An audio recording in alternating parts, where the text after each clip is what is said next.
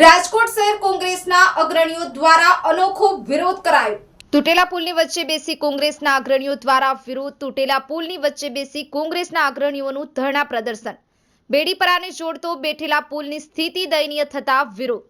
15 લાખના ખર્ચે તૈયાર કરેલ પુલ ફરી ધોવાણ થતા ભ્રષ્ટાચાર થયાની ગંધ આવી રહી છે। રણજીત મુંધવા પુલનું સમારકામ કરવામાં નહીં આવે તો કોંગ્રેસ દ્વારા ઉગ્ર વિરોધ કરવામાં આવશે। રણજીત મુંધવા दैनिक 1000 લોકો આ પુલ ઉપરથી પસાર થઈ રહ્યા છે, પરંતુ પુલ તૂટી પડતા હવે હાલાકીનો સામનો કરી રહ્યા છે। ભરત પરડવા સાથે લાખાભાઈ મેત્રા, ન્યૂઝ 9 ગુજરાતી, રાજકોટ। રાજકોટ શહેરની અંદર મુખ્ય બજારોને જોડતો અને વોર્ડ નંબર 6 અને 7ને જોડતો બેઠો પુલ છે, જે કપિલા હનુમાનજી મંદિરની આગળ આવેલો છે।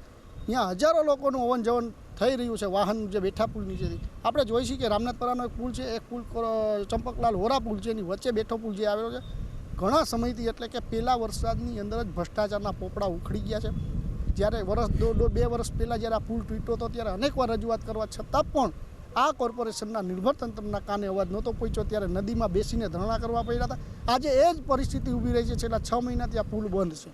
લોકોને હવન જવન કરવું હોય તો ફરીને જવું પડે છે। ઇમરજન્સી જ્યારે લોકોને સામા કાંઠે જવું હોય તો કોઈ તમે કલેક્ટર ઓફિસે જવું હોય તો પણ જઈ શકો, મામલતદાર ઓફિસે જઈ શકો।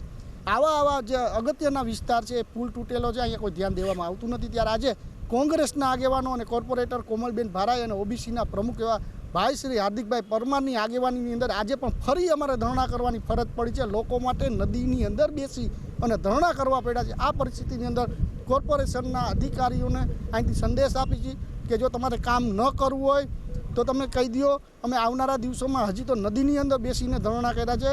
કમિશનર કચેરીની અંદર ધરણા કરતાં અમને કોઈ રોકી નહીં શકે। જ્યાં સુધીને લોકોનો પ્રશ્ન હલ નહીં થાય અમે લોકો માટે લડતા રહ્યા છીએ ને લડતા પણ રહીશું।